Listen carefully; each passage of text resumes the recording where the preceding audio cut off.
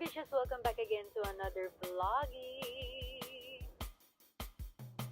So today is a Saturday and ayan, maglalakwatch tayo ngayon with my college friends. And by the way, here's my outfit. Very cute silang. Tapos share ko lang to nabili kong silk scarf dito sa TikTok shop. Very useful nito, tsaka stylish na rin para kapag nagmo-motor taxi ako, ayan, protected ako from random helmets. So mabilis lang naman yung biyahe and we're here. Ayan, kasama ko na sila after 2 years. And then, ayan, dumiretso lang kami sa Chili's for an early dinner and actually, first time ko lang kakain dito, so tignan natin or try natin yung mga food nila.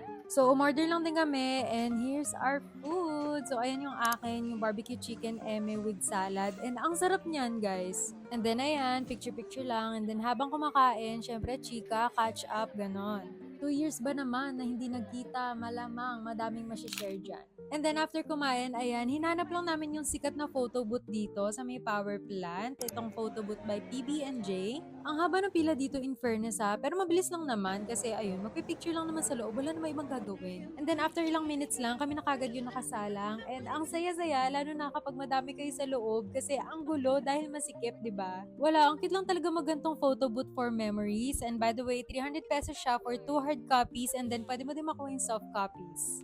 'Di ba? Very cutesy. So, after nan is, ayan, makukuha mo din kagad yung 2 hard copies and 4 yung in-avail namin. And then after that, lumabas na kami para maghanap ng coffee shop somewhere.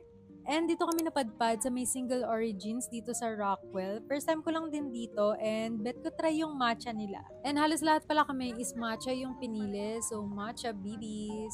So, ayan, bitin pa kasi yung kwentuhan. So, tinuloy na lang dyan. Ang tagal din namin dyan, siguro mga 3 to 4 hours kaming nandyan. Puro kwentuhan lang. And ayan, tapos na. So, sumabay lang kami sa car ni Maggie for free transpo. Char, pero halfway lang. But yeah, that's for today's vloggy. Bye!